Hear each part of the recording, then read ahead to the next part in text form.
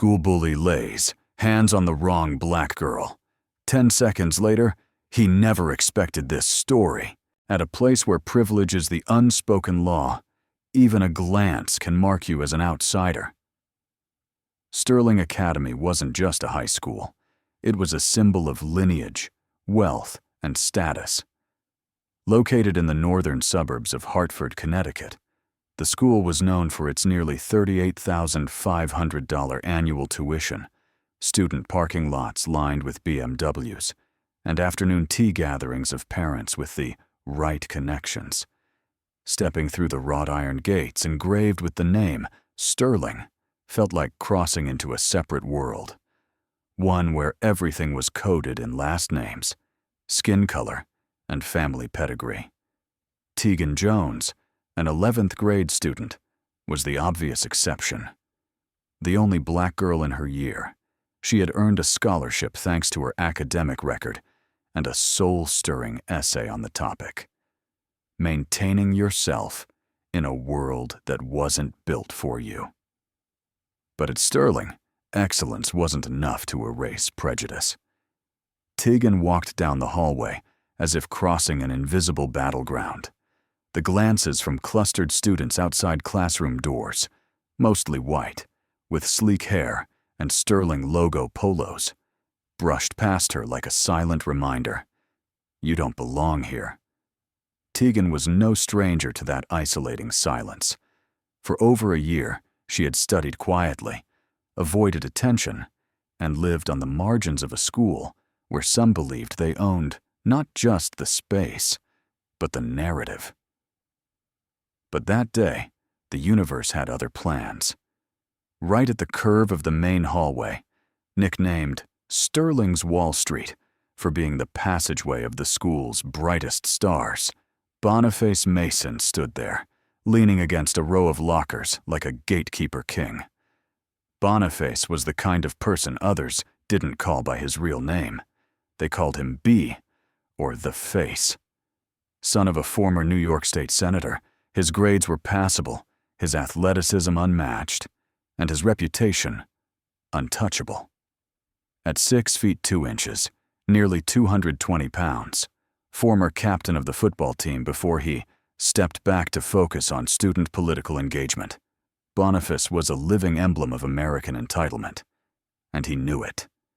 Tegan slowed her pace when she saw him blocking the path, not out of fear, but from familiarity with Sterling's coded confrontations, where discrimination didn't come from words, but from glances and carefully orchestrated silences.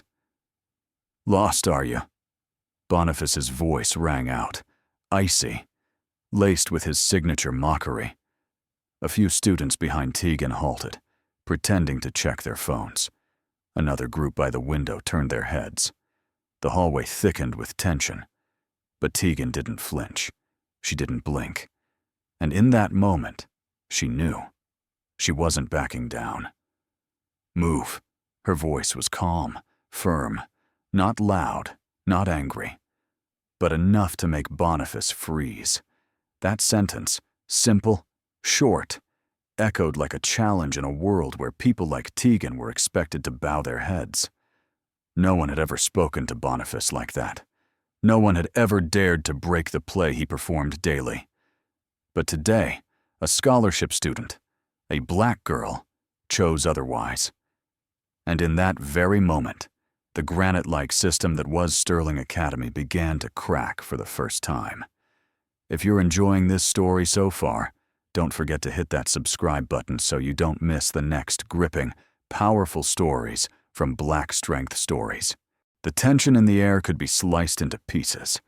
The hallway of Sterling Academy, once filled only with the sound of confident footsteps and arrogant laughter, was now silent. More than 15 students were scattered around, but no one intervened. Some stood frozen. Others began pulling phones from the inner pockets of their expensive blazers, secretly recording as if witnessing an exclusive drama too rare to miss. Boniface Mason, dressed in a custom-tailored Italian uniform, with a glinting prefect badge on his lapel, leaned toward Tegan. Then, without another word, He shoved her hard in the shoulder. It wasn't accidental. It wasn't a brush. It was a deliberate, humiliating shove, like a slap delivered with the shoulder and pure arrogance. Tegan took exactly one step back. She didn't fall. But that touch flipped a switch long untouched. All the days of being ignored, the group projects where no one would meet her eyes, the jokes implying she got in because of her skin color, the looks when she walked into the girls' bathroom and was asked if she was in the wrong room, all of it surged in a single breath. "You don't want to do that," Tegan said. Her voice wasn't shaky. It wasn't angry. It was a calm, direct warning. Boniface laughed, a low, drawn-out laugh, like she'd just told a joke. "Oh, I think I just did," he replied, licking his lips. "And I'll do it again if you're still standing here." The air was sucked out of the hallway. A student at the end whispered, "Has anyone called a teacher yet?" Another stopped them quietly. "No, wait, this is history." Tegan locked eyes with him, no longer clouded by fear. She gently dropped her backpack to the floor. A subtle gesture, but to anyone who trained in martial arts, it was like tying your hair before stepping into a fight. Boniface didn't have time to react. Everything unfolded in less than 2 seconds. Tegan pivoted, stepped offline, and caught his right wrist as he attempted his next move. Using her body weight and a hip-levered counter, she reversed his shoulder joint and slammed him to the gleaming marble floor of Sterling, the very floor that had only ever bowed to Boniface's stride. The impact cracked like a gunshot. Thud! No one could believe what they were seeing. Boniface Mason, son of a former state senator, the uncrowned king of Sterling, now lay sprawled across the hallway like a discarded sack. His eyes were wide, mouth agape, clutching his shoulder, his chest rising in ragged, painful breaths of confusion and shame. Tegan stood over him, her hair slightly off to one side, her arms still lifted in defense. She didn't step forward. She only said, "Last time. Don't touch me again." An eerie silence fell, then a gasp, then a drawn-out "oh" from a girl in the far corner, and like dry paper catching fire, the applause began, slow at first, then rising like waves. One boy shouted, "Holy hell, she did it!" Another muttered, "I thought she was just a nerd." Phones clicked rapidly, videos were saved, shared, and vanished into the data cloud like flames spreading through a forest. Just moments ago, Tegan had been invisible in Sterling's halls of power. Now, she was the name on everyone's lips, not because of her skin, not because of her scholarship, but because she had taken down the biggest shadow Sterling had ever nurtured. And Boniface? He was still on the ground, breathing heavily as the world around him began to shift. Only 11 seconds. An 11-second video clip from the moment Boniface Mason stormed toward her to the instant his towering frame was slammed onto the cold marble floor had become a data bomb that exploded across Sterling Academy within hours. It started with an anonymous TikTok post, captioned provocatively, "Bully Rich Boy versus Black Girl Fentomianko KO." Within just 8 hours, the clip had racked up over 200,000 views, 47,000 likes, and more than 1,200 comments. Some standout comments quickly flooded in. "The King of Sterling has fallen. Who is she? Heard she's a Taekwondo black belt. This world needs more Tegan Jones." The footage, captured from 3 distinct angles, one from the upper floor, one from across the hallway, and one directly behind Tegan, revealed every movement with surgical clarity. Her calmness, the precise wrist lock, the shoulder throw executed with textbook perfection. One martial arts forum even analyzed the clip frame by frame, as if it were a highlight from an international tournament. While the halls buzzed with gossip and speculation, Tegan quietly walked back to her AP calculus class. The test was still on the desk, and she had no intention of becoming the school's center of attention. She untied her hair, sat at the last desk, and picked up her pen. No one dared sit beside her. Everyone simply stared, as if they had just witnessed an action hero step out of a movie screen. Tegan never wanted fame, not at Sterling, and not like this. But her hope for peace was swallowed whole by algorithms and curious stares. By lunchtime, her name was on everyone's lips. A few seniors asked for self-defense tips, some freshmen requested selfies, and a student from the media club even approached to ask if she'd share her thoughts on the school podcast. Tegan gave a faint smile. "I just defended myself," she replied. Boniface, on the other hand, wanted to erase the memory. But memories were now digital. To him, this wasn't just an incident. It was a crisis, a personal disgrace, a blow to the legacy his family had carefully curated at Sterling over generations. As the son of a former Massachusetts state senator who had donated over $200,000 to the school's development fund, Boniface had been raised to believe he belonged at Sterling, and people like Tegan did not. But no amount of money could delete that fall from the internet. In student group chats, Boniface was quickly transformed into a flurry of memes. One meme read, "Gravity, the one teacher he couldn't bribe." Another compared him to a sandbag in a training gym. Someone even remixed the clip with the song "Kung Fu Fighting," syncing the takedown to every beat. Tegan even received an invitation from a major martial arts YouTube channel with over 1 million subscribers, offering her an exclusive interview. She declined, not out of fear, but because she understood. This storm was only just beginning. And Boniface, with his pride wounded, wouldn't let it end here. What Tegan didn't know was that he was already planning a meeting, a challenge, a new arena, this time without cameras, just a wooden floor, pent-up rage, and an undercurrent named prejudice. The next morning, at exactly 7:03 a.m., Tegan Jones received a strange email in her inbox. No sender address, no subject line, just a single sentence on a blank white background. If you don't issue a public apology, your scholarship record might face complications. Beneath the message was a screenshot of her current academic transcript, GPA 4.0, with a red underline beneath the section labeled Discretionary Behavior Review.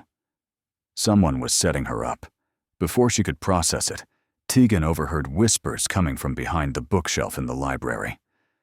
Word is Boniface's dad called the principal directly, wants her expelled for assaulting a student. Wait, assault? She just defended herself, didn't she?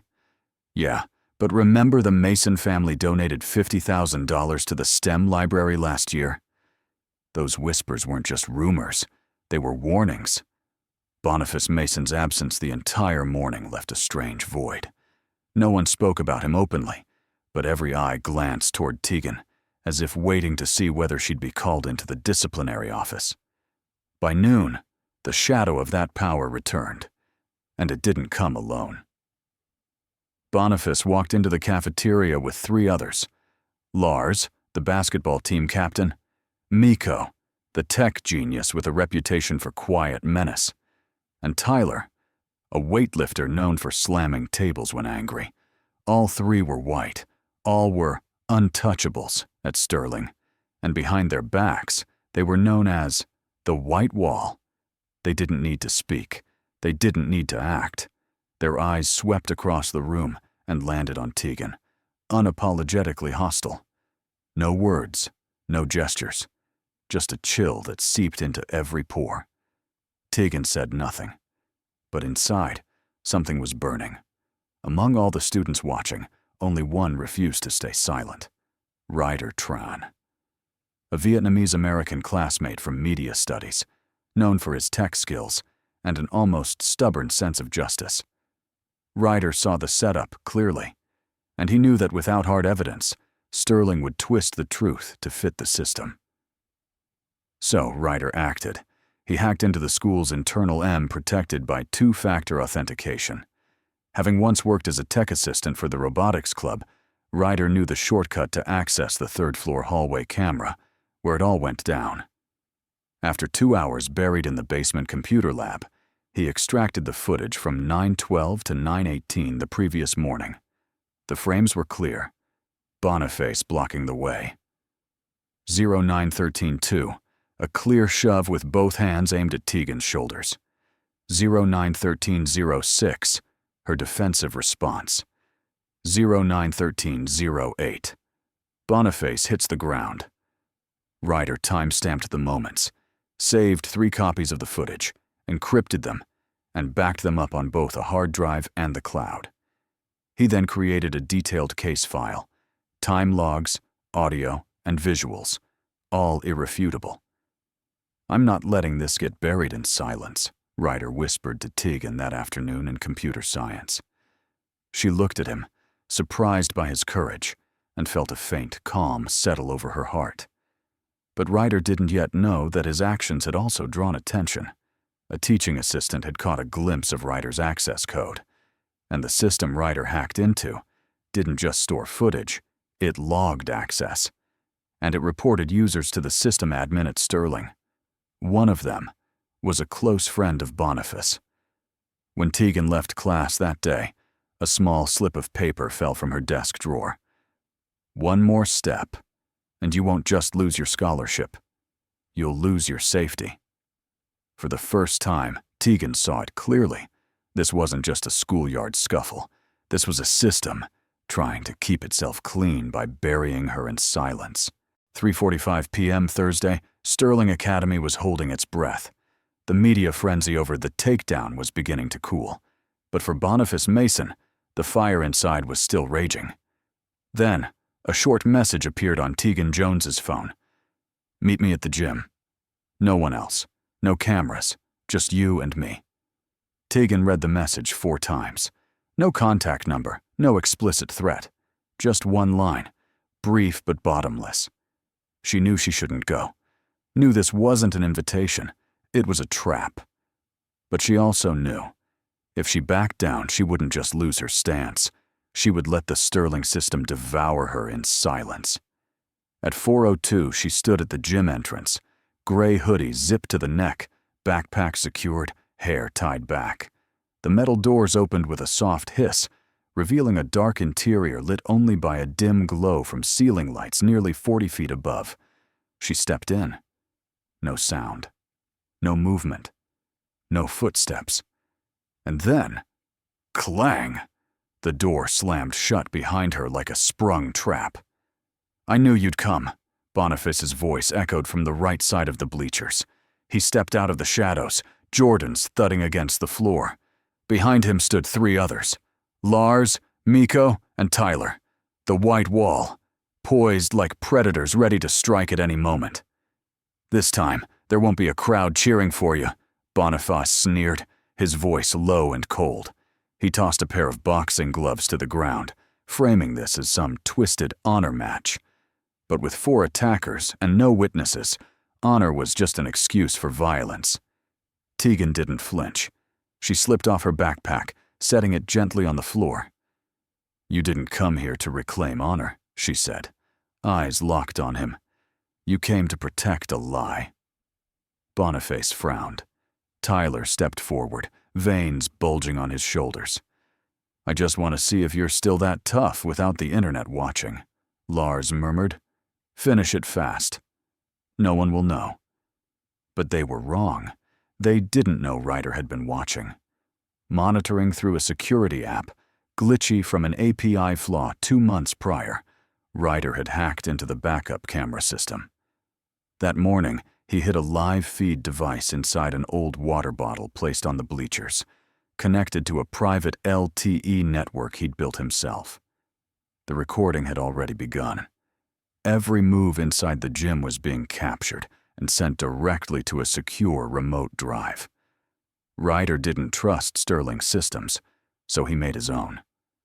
Inside, Tegan loosened her arms. Every motion was calculated from 4 years of jiu-jitsu, 2 years of amateur boxing, and a year of elite girls' self-defense camp. "Are we starting or what?" she asked, her voice steady like a drumbeat in the chest.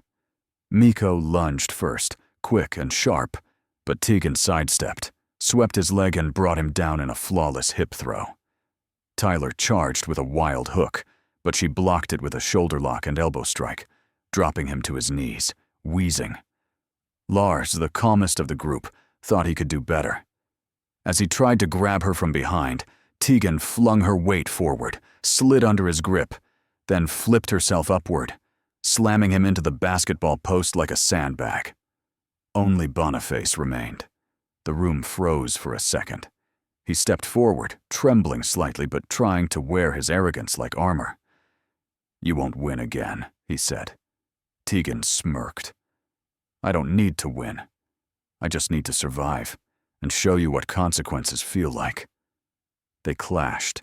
No cheers, no chants, just fists, feet, and fury rewriting the lines between power and justice.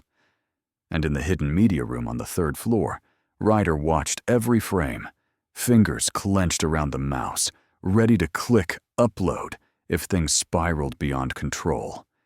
Because if no one else would tell the truth, then they, the underestimated, would use the fall itself to make the world pay attention. The gym echoed like a Roman arena, only this time the spectator was a hidden camera, and the rules were written by boys who thought themselves emperors. But Sterling Academy didn't know that today. History wouldn't honor violence. It would honor resilience. Miko was the first to move. He charged like a beast just released from its cage, snarling and reckless.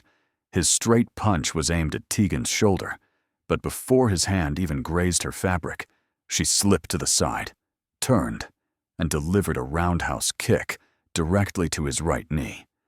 A soft crack rang out. Miko's leg buckled, and he collapsed to the floor like a sandbag with snapped cords. Lars didn't hesitate. He moved around from behind, planning to overpower her with a chokehold. But Tegan, who had trained in chokehold counters at the Arizona State Women's Defense Camp in her sophomore year, sensed the shift behind her. She ducked low, elbowed backward, squarely into his nose.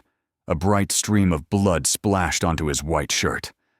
Lars howled and staggered back, vision blurred from the shock.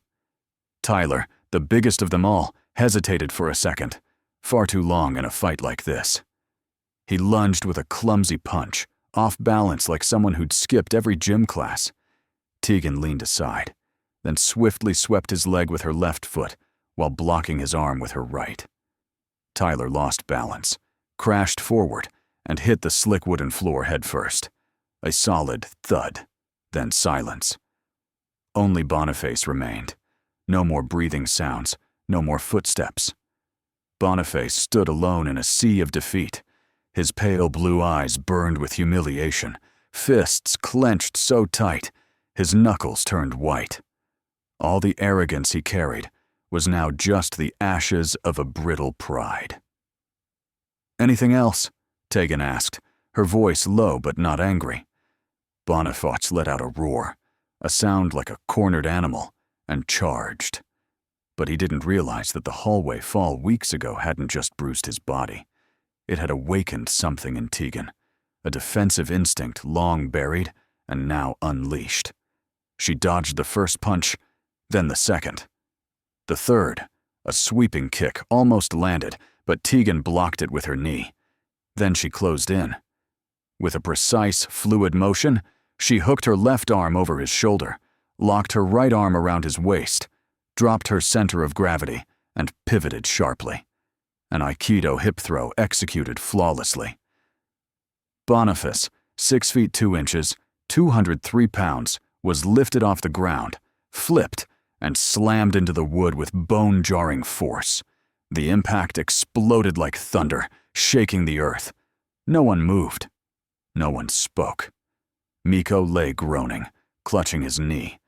Lars was still fumbling for tissues to stop the bleeding. Tyler hadn't even begun to rise. Boniface lay flat, eyes wide open, unable to grasp how he'd lost again. Tegan exhaled, not from exhaustion, but because she knew this wasn't the end. She spoke, not loud, not dramatic, but with clarity that cut through the gym like a blade. "This is the last time any of you think skin color determines strength." She turned her back, walking past the boys who once believed they were untouchable. And then, the gym lights surged back on. Ryder, from the third-floor media room, had activated the full lighting system and the main cameras. Tegan paused, looking up at the blinking red lens.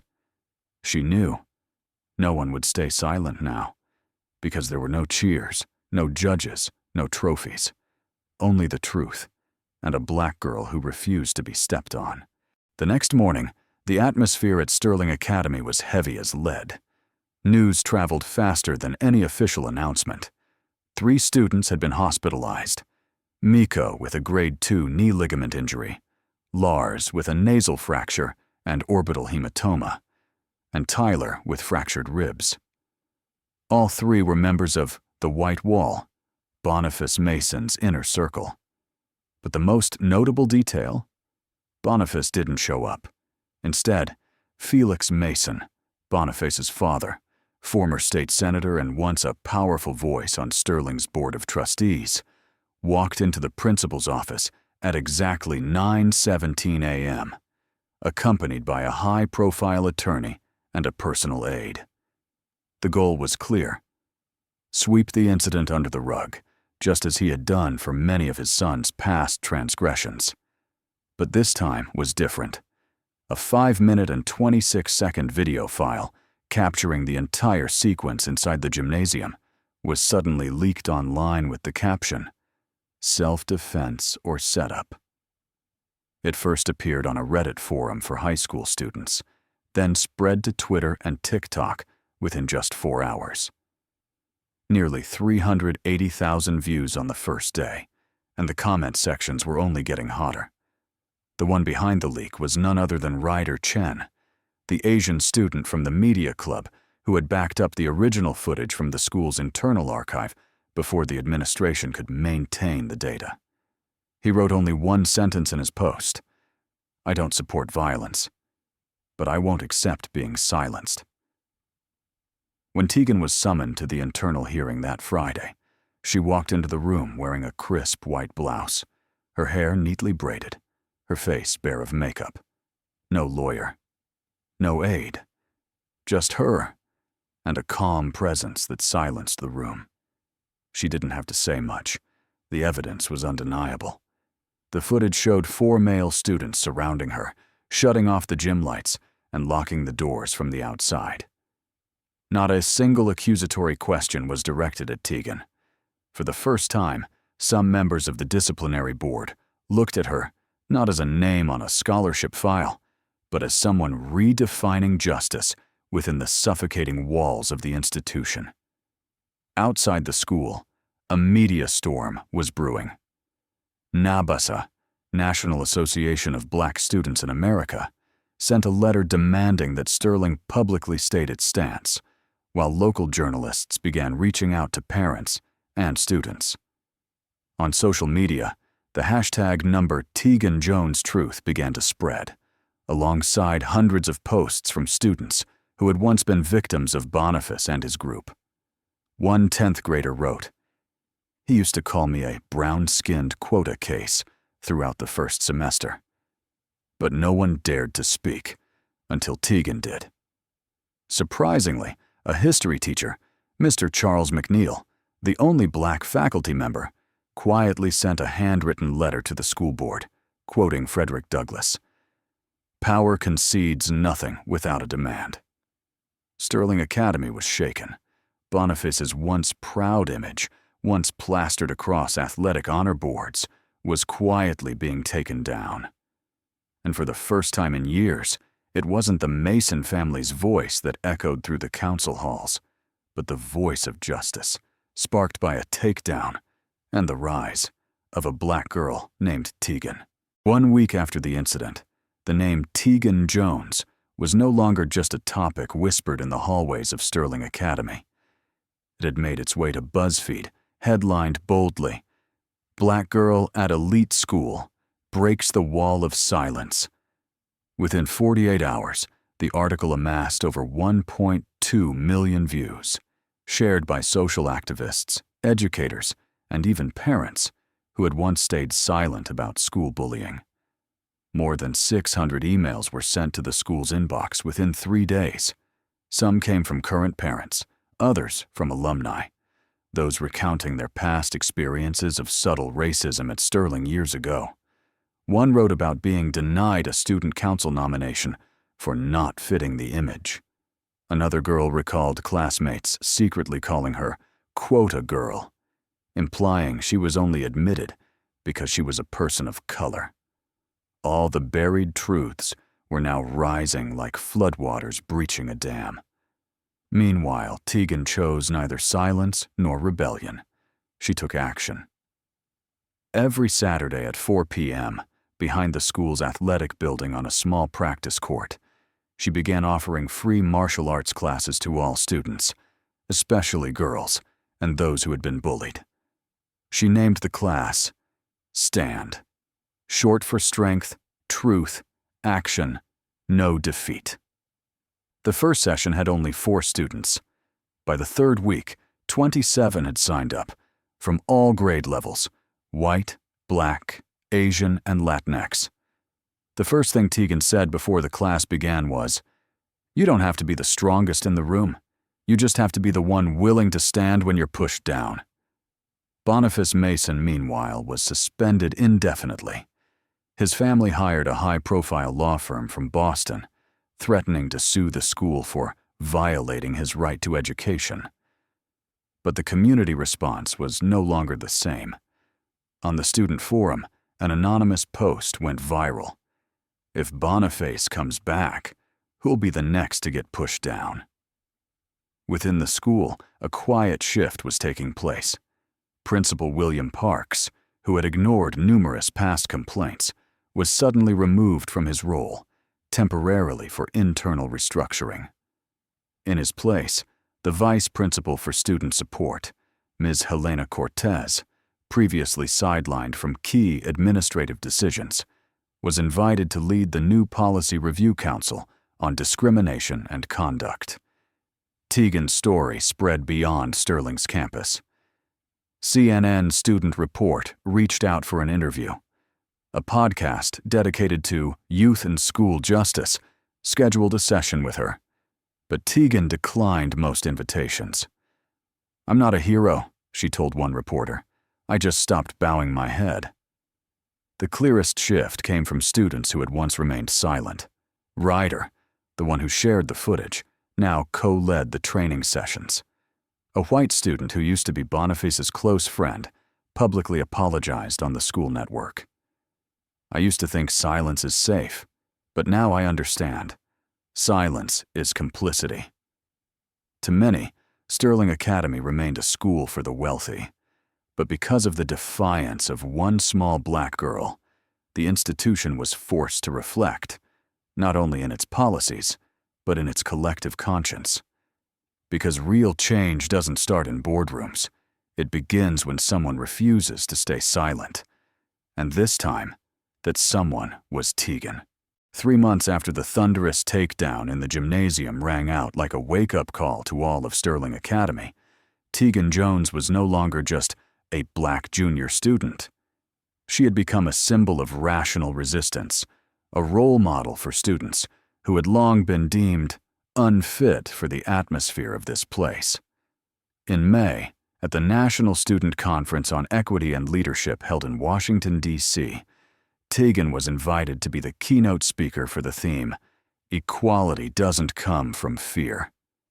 The conference brought together over 2,000 student delegates from more than 48 states, along with dozens of education activists, school policy experts, and members of the media.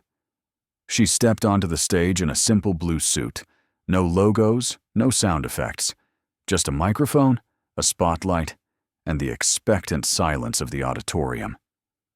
For 11 minutes, Tegan told her story, but she never vilified anyone. There were no mentions of Boniface, no words like revenge, only words like structures, the invisibility of injustice, and the choice of silence made by the majority. She said, "I don't want to be someone people fear. I want to be the reason others believe they can stand up." When she finished her speech, the room held its breath for a few seconds. Then thunderous applause erupted. But what no one expected was the person who stood up afterward. Boniface Mason. He no longer wore his sleek varsity jacket. He wasn't flanked by his usual group of bodyguard-like friends. Boniface wore a plain white button-down shirt, neat, and his eyes looked different, not bitter, but quiet. He walked to the auxiliary mic and asked to say one short sentence. His voice was soft, but clear. I used to think power meant being feared. That meant others stepping aside or looking away. But I've learned from her that respect, the kind you can't buy with legacy or muscle, is the hardest thing to earn. And more importantly, the only thing worth earning.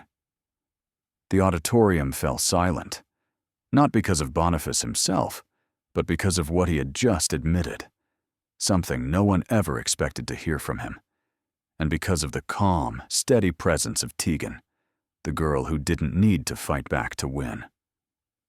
Then the clapping resumed, but this time, it wasn't the usual loud cheer.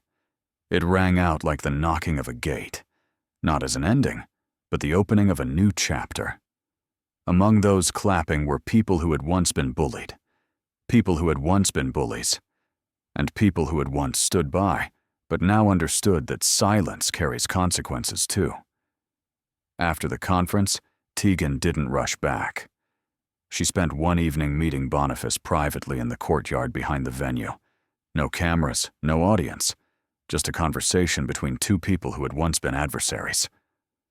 "I'm not going to apologize to you again," he said, "because I know an apology can't erase what I used to represent." Tegan nodded.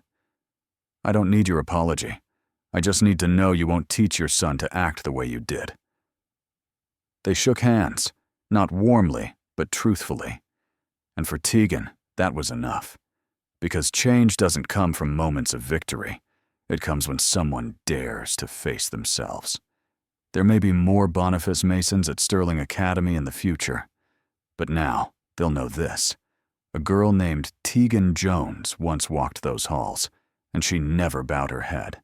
On an early autumn morning, as sunlight gently spilled over the east-facing glass roof of Sterling Academy's main hallway, students passing the once infamous Hospital, where Boniface Mason was slammed down, suddenly stopped in their tracks. On the white wall that had remained blank for years due to a tradition preservation policy, now stood a publicly approved mural, sanctioned by the school's new board. The image wasn't flashy, just a black girl in a Sterling uniform executing a shoulder-lock takedown on a giant shadowy figure with no clear form. That shadow represented many things: silence, privilege, whispered prejudice. In the lower corner of the mural, painted in silver letters, were the words, "Some fights change more than just reputation." No name was needed to identify the girl in the painting. Everyone knew. And interestingly, Tegan Jones was no longer there to witness it. After her speech at the National Student Leadership Conference, she received an acceptance letter from the Massachusetts Institute of Technology, MIT, for their Special Reserve Officer Training Corps, ROTC program, with a full scholarship worth over $240,000 for 4 years. The invitation letter included an italicized line, "You are exactly the kind of leader we need in the next generation." Tegan left Sterling quietly. No speech, no farewell ceremony. But her impact couldn't be erased. Every Saturday afternoon, the free martial arts class she had founded continued under Ryder, the Asian American student who had recorded that pivotal video. The school updated its sociology curriculum to include discussions on racial privilege and the role of silence in school-based violence. As for Boniface, after transferring to a private school in Connecticut, his name no longer echoed, not because he was canceled, but because people simply stopped caring. Those who build power on fear eventually fade from collective memory, like dust no one bothers to wipe away. Sterling Academy, once regarded as a cathedral of privilege, had changed. Public pressure, media coverage, and most importantly, the students themselves helped shift the atmosphere. Applications from students of color rose by 18% in a single semester. A group of students founded an internal organization called Phoenix Hall, inspired by Tegan, dedicated to self-defense, debate, and leadership training. And so the story continued to be told, but no longer as an incident of school violence. It was taught by instructors as a lesson in the power of conscious resistance. It was referenced by parents as an example of why silence is never neutral. And it was passed among students like a spark. No one remembers Tegan for the kick, the takedown, or the viral video. People remember her for the calm she held while standing alone under pressure. For responses laced not with hatred, but with intellect, prove that you don't need a crown to be remembered as a queen. Tegan Jones, her name didn't need to be etched onto an honor roll. It lived in the awareness of every student. It's not the color of your skin, but how you rise. That defines who you are. So, in the end, what can a single hallway takedown change? To some, it was just a moment of youthful defiance. To others, a justified act of self-defense. But to those who have lived in silence, swallowed tears to be accepted in a system never built for them, it was a declaration. Tegan Jones didn't just take down Boniface Mason. She dismantled an entire outdated structure, one built on fear and fed by silence. But what do you think? Should an act this powerful be celebrated or seen as a warning? Can a moment of resistance become a symbol? Or is it merely the last drop in a society still unwilling to confront itself? Leave your thoughts in the comments below. And if you want to keep walking alongside stories of strength, justice, and the courage to break barriers, don't forget to like and subscribe to Black Strength Stories. We have so much more to share. And you are the reason these stories continue to be heard.